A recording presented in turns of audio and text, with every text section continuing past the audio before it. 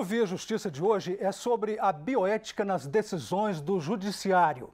Nossos convidados, o juiz Damião Alexandre Tavares Oliveira, da Primeira Vara Cível de Ponte Nova, e Álvaro Ângelo Salles, professor de bioética da Faculdade de Ciências Médicas de Minas Gerais.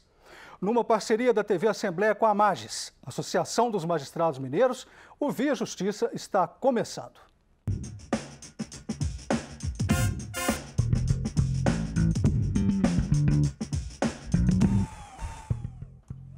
Quais são as questões fundamentais da bioética que estão sendo levadas hoje para o pronunciamento da Justiça? Como têm sido estas decisões? Doutor Damião, elas são mais de cunho liberal ou cunho conservador? Depende do que se considera como liberal ou conservador, né? Mas imagino que em alguns pontos, e também a depender, né, do local, da região, que o Brasil é um país continental, essas decisões elas variam um pouco. Mas eu acho que um critério mais correto para a análise destas decisões que chegam ao judiciário seria a liberdade e a autonomia e não a questão do conservadorismo ou do seu contrário. Doutor Álvaro, e o senhor o que é que pensa sobre isso? Qual que é a decisão mais justa, a conservadora ou a liberal em termos de bioética? Olha, na área médica, cada caso é um caso. Não dá para generalizar. Basicamente é isso. E a gente tem que pensar que bioética é questionamento. Questionar por quê, para quê, como. Várias perguntas sobre o assunto. E o direito vai concretizar em função desses questionamentos as normas. E aí varia muito. Doutor Damião, qual que é a análise da legislação que regula a bioética no Brasil? Como a Justiça está decidindo em face de uma legislação incompleta, vamos dizer assim? Na verdade, as decisões que chegam ao Judiciário, muitas delas são baseadas nas questões da bioética, que aí haveria aquela diferença com o biodireito, e sim das questões dos conselhos regionais de medicina, do Conselho Federal de Medicina, né, que fazem as resoluções e as normas que dão um norte quando há as lacunas, né, para a gente poder se direcionar e também com o apoio técnico, né, e pericial em alguns processos. Quais são, professor Álvaro, os princípios básicos da bioética que são considerados pela Justiça, que devem ser considerados pela Justiça? Atualmente nós temos 5 princípios básicos, mas na verdade a bioética sul-americana já acrescentou outros princípios que deverão no futuro ser também levados em consideração, como o princípio da abrangência, princípio da precaução, princípio da prevenção, princípio da solidariedade e até o princípio do sorteio, que vai ser o último de todos os princípios. Do sorteio? Do sorteio. Por que chama isso do sorteio? É pelo seguinte, se você, por exemplo, tem um desastre com um ônibus, tem 40 feridos, e você tem um médico só, um anestesista só, você vai ter que escolher. E se você não consegue escolher, para não ser injusto, você vai sortear quem vai ser atendido em primeiro lugar. Doutor Damião, o que dizem os princípios da beneficência e da autonomia? Só fazendo um gancho aqui no que foi dito, também é aquela divisão entre a microbioética e a macrobioética, não é isso, professor? Isso. E no nosso caso aqui, creio que estaríamos a falar mais sobre a microbioética, né, que se refere mais ao ser humano, do que a macrobioética, que tem uma ligação mais com o meio ambiente, né? Mas sobre o princípio, dentre os princípios, eu considero que o da autonomia ou da liberdade, ele tem um grande peso, né? Porque envolve, né, essas questões envolvem geralmente a parte mais íntima, né, do ser humano, e se não houver a liberdade, tanto do paciente em acordo com o médico, né, e dentro da ética, isso não caminha bem. Como são, professor Álvaro, os princípios da justiça, da não maleficência e da proporcionalidade?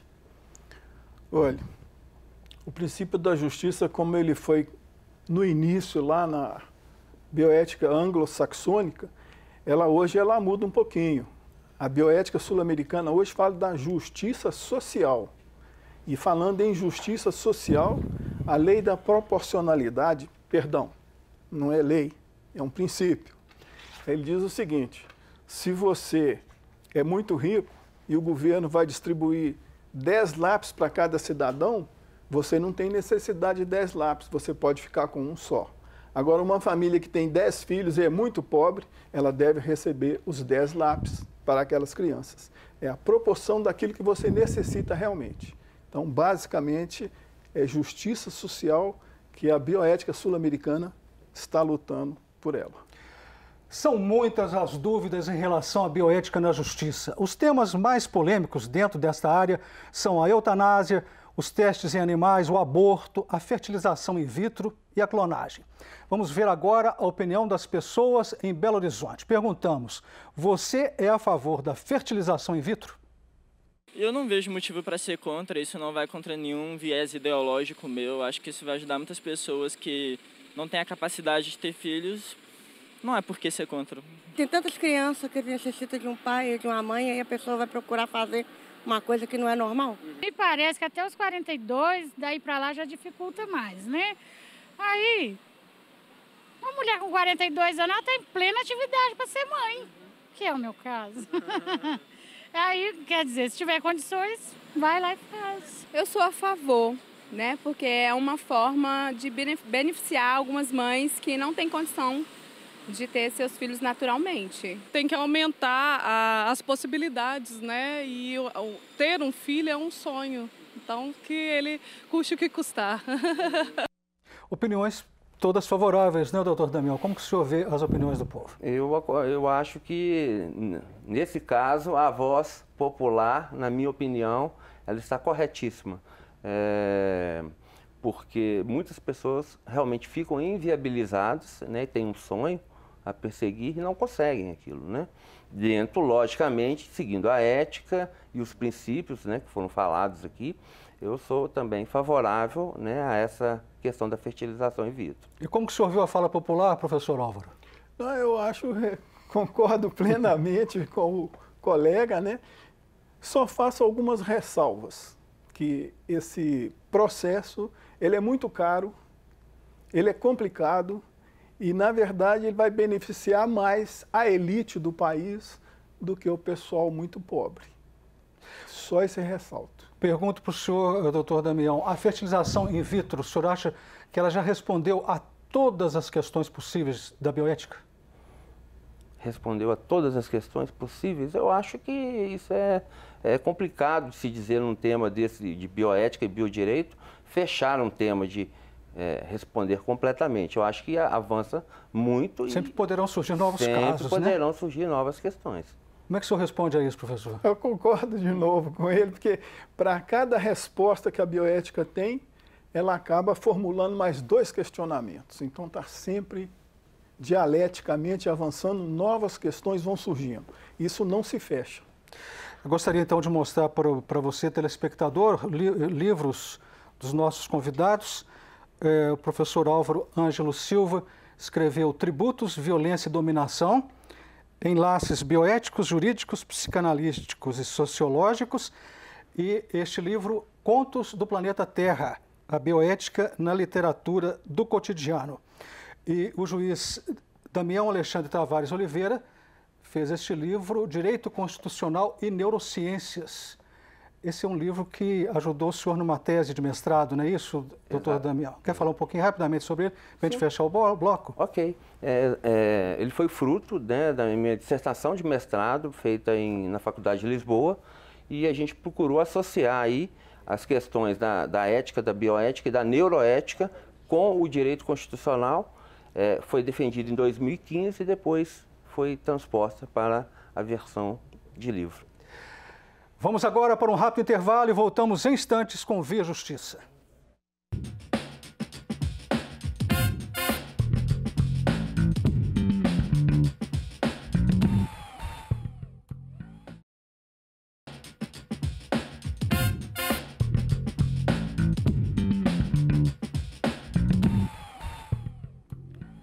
Ouvir a justiça e a bioética nas decisões judiciais. Participam do programa o juiz Damião Alexandre Tavares Oliveira, da primeira Vara Cível de Ponte Nova, e Álvaro Ângelo Salles, professor de bioética da Faculdade de Ciências Médicas de Minas Gerais. Muitas perguntas chegam ao judiciário sobre bioética. Vamos a algumas delas. Pergunto para o senhor, doutor Damião, é permitida a reprodução artificial para pessoas sós e férteis?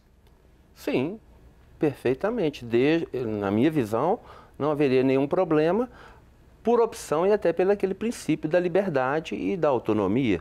Às vezes, vamos considerar, por exemplo, uma mulher, ela pode não querer ter relações sexuais pelo modo tradicional e tudo, e ter uma família já em novas concepções, né? Eu não vejo nenhum problema, desde que respeitem todos os princípios que foram falados aqui.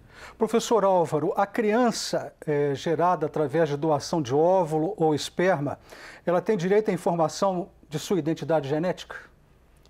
Não existe uma resposta clara para isso, porque existe o princípio do doador anônimo e existe o princípio da criança que deve saber quem que é seu progenitor biológico. Aí são dois princípios que se chocam. Então não existe uma resposta clara para isso. Nesse caso, o que a bioética faz e recomenda é um processo de avaliação psicológica, por que a criança quer, quais são os motivos que levam aquela criança a querer. Aí você tem uma visão melhor, porque a criança pode ficar perturbada com aquele assunto. E o doador pode não querer de jeito nenhum, mas às vezes, sabendo da necessidade da criança, ele pode se dispor a fazer aquele ato de reconhecer até a paternidade, mas não existe resposta pronta, tem que ser avaliado em conjunto. Essa é a pergunta que vem em seguida, se o cedente do esperma, ele poderá algum dia reclamar a paternidade? Sim ou não? Dentro da bioética não existe uma resposta para isso. O senhor mantém essa Mantém. Essa tem que colocação. ser feito um estudo psicológico profundo e também do serviço social, para analisar as questões sociais envolvidas. E, talvez, às vezes, até a questão econômica, que está no meio. Então, não existe uma resposta. Doutor Damião, a mulher que se valeu de sêmen de um terceiro, ela pode reclamar alimentos deste terceiro em relação à criança? Olha, tudo é possível. No judiciário, a gente, né, é obrigado a receber, vamos dizer assim, pelos princípios constitucionais, todo e qualquer pedido para ser analisado. Agora, isso já vai esbarrar até no que o professor estava dizendo aqui antes, né, desse sigilo dos bancos, das questões bioéticas, e até, dependendo do país, pode ter uma certa abertura maior ou menor com relação a esses segredos. E analisar a motivação daquele caso concreto. Dar uma resposta fechada é muito difícil nessas questões envolvendo, né, bioética, biodireito, é muito pesado. Eu acho que a gente deve realmente analisar caso a caso. Poder ingressar com um pedido fundamentado é perfeitamente possível. Agora, o resultado daí vai depender de caso a caso. A mulher pode alugar seu útero? É o caso da barriga de aluguel. Isso é proibido? Alugar o útero? Alugar no sentido de retribuição financeira, não. No Brasil, pelo o que eu tenho conhecimento, não. Alugar no sentido metafórico, vamos dizer assim, poderia ser uma espécie de empréstimo, né, solidário, vamos dizer assim, mas sem envolver questão financeira para tanto. Quais são os aspectos legais da doação de óvulo e do empréstimo do útero? Do empréstimo do útero o senhor já falou, né? Mas da doação do óvulo, quais seriam os aspectos legais? O que se fala muito, é muito regulamentado pelo Conselho Federal de Medicina, né? Para os bancos, né, vamos dizer assim, que recolhem, eles têm que ter um credenciamento nos conselhos regionais, no Conselho Federal e, vamos dizer assim, tem que estar tudo fiscalizado, regulamentado, né, no aspecto administrativo. Professor Álvaro, a viúva, ela pode utilizar-se do sêmen preservado do marido falecido para promover a fecundação? O Conselho de Medicina diz o seguinte: se o indivíduo faz uma nota explicando que está preservando para futuro procedimento, se está no papel, se está regulado no papel, é possível. Se não está, a justiça pode interpretar de outra maneira. Então, tudo tem que ser por escrito. Com relação a este último ponto, a Justiça do Rio de Janeiro tem uma decisão negando tal direito à viúva, sob o argumento de que o marido não teria deixado por escrito uma autorização para o procedimento. Como ver isso, doutor Damião? No caso, já era um embrião formado, embrião congelado. Como o senhor vê essa decisão? Primeiro, salientar que a gente não tendo acesso aos processos, será um mero comentário, né?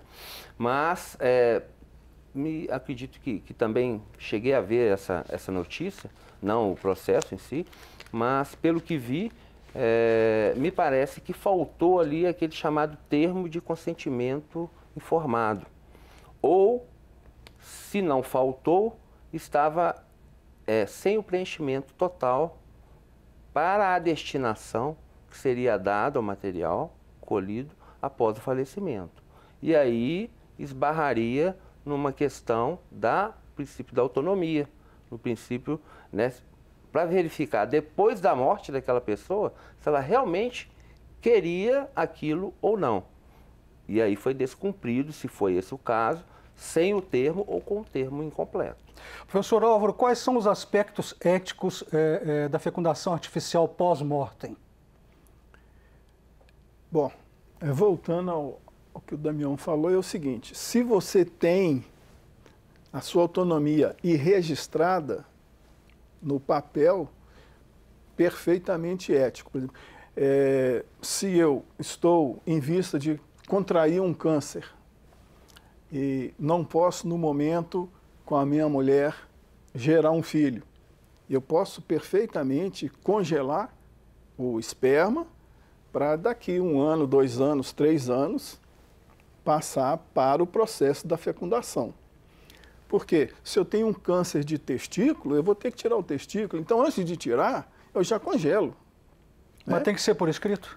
Não é que tem que ser. Isso é a orientação do Conselho. Faça por escrito para não haver o caso do Rio de Janeiro. A Justiça barrar. Agora, se está por escrito, é meu desejo, eu sou uma pessoa autônoma, estou com a minha mente funcionando perfeitamente, a Justiça tem que acatar. Exato. Vê a Justiça faz agora mais um intervalo e voltamos em seguida com o bloco final do programa.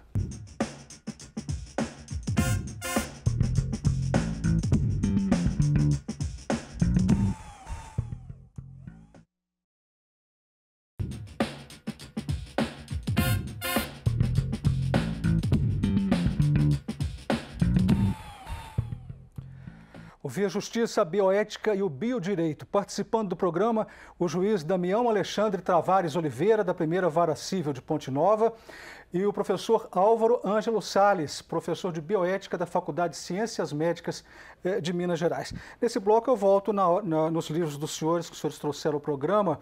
Doutor Damião, Direito Constitucional e Neurociências. Em linhas gerais, a bioética no direito constitucional, nas neurociências, o que o senhor colocou na sua tese de mestrado? Perfeito.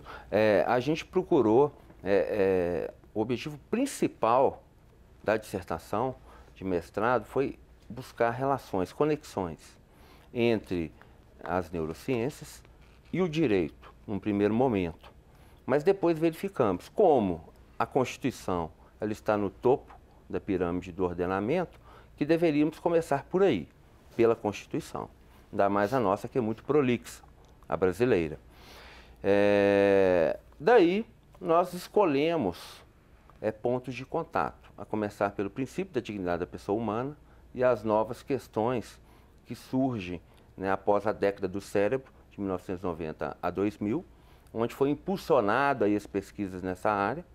Começamos pelos princípios da Constituição, pela dignidade da pessoa humana, depois avançamos para direitos individuais, os principais, do artigo 5º da Constituição, aí a vida, né, a liberdade, principalmente, e depois direitos sociais, onde abordamos a saúde, que era um ponto mais óbvio, e depois a educação e as neurociências, que ganha, só isso aqui já daria para fazer um programa, ganha muita, está ganhando muito espaço no Brasil, vamos dizer assim, essa questão além da pedagogia, da neurociência na escola.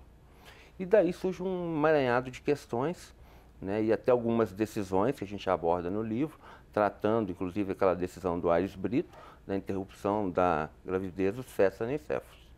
Aí foi, assim, um início. Conclusão em rápidas palavras. Conclusão seria um início, a ponta de um iceberg. Quer dizer, tem muito ainda muito a se falar. Para estudar e responder muitas questões. Mais dúvidas ao final do que respostas prontas. Professor Álvaro, esse livro do senhor, Tributos, Violência e Dominação, Enlaces Bioéticos, Jurídicos, Psicanalíticos e Sociológicos. Fiquei curioso, tributos com enlace bioético, como que seria isso? Simples de explicar. Todo mundo paga imposto, né? Mas se você vai na cidade Jardim aqui em Belo Horizonte, você não vê esgoto a céu aberto. Mas você vai na periferia, você vai ver esgoto a céu aberto e um monte de mazelas. Mas eles também pagam o imposto. Agora, se você ligar para a Copasa que rebentou um cano, na periferia provavelmente vai ficar dias e dias. Se for na cidade Jardim, em questão de horas já está consertado. Então essa dominação é a dominação ideológica, é uma dominação econômica e entra a bioética. Os recursos não são divididos equitativamente na sociedade. Outro ponto, se você compra arroz e feijão, você paga tantos % de imposto, mas você ganha um salário mínimo. E o milionário compra o arroz e feijão e o imposto que ele paga é o mesmo. Só que para o pobre, arroz e feijão consome metade do salário. Para o milionário não faz diferença. Não existe equidade. Doutor Damião, na estreita relação entre bioética e o direito, quais são os limites para que a biotecnologia não viole os direitos fundamentais do homem? A baliza é sempre a dignidade da pessoa humana, princípio fundamental. Não podemos violar, né, aí a dignidade e o ser humano. E aí sim entram os princípios da bioética, né, da ética, da bioética e também da neuroética, que quando é mais focada as pesquisas ali na parte cerebral. A gente está chegando ao final do programa, vamos para as considerações finais. Pergunto ao senhor, professor Álvaro, quais são os desafios atuais da bioética brasileira? O desafio atual da bioética brasileira é se posicionar um pouco contra a bioética anglo-saxônica e procurar resolver os problemas nossos, que nos Estados Unidos, na Europa não existem. Aqui os problemas sociais são imensos.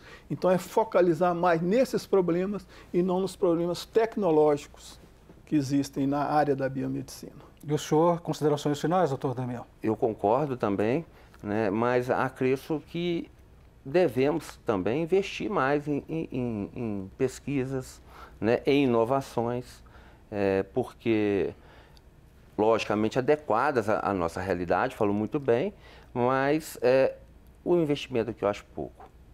Muito obrigado aos senhores pelas participações. Nós aqui agradecemos. Nós aqui agradecemos. Muito obrigado pelo convite. O Via Justiça de hoje termina aqui. Nós conversamos com o juiz Damião Alexandre Tavares Oliveira, da Primeira Vara Civil de Ponte Nova, e o professor Álvaro Ângelo Salles, professor de Bioética da Faculdade de Ciências Médicas de Minas Gerais. Fale com a gente pelo e-mail viajustiça@amages.com.br e até o nosso próximo encontro.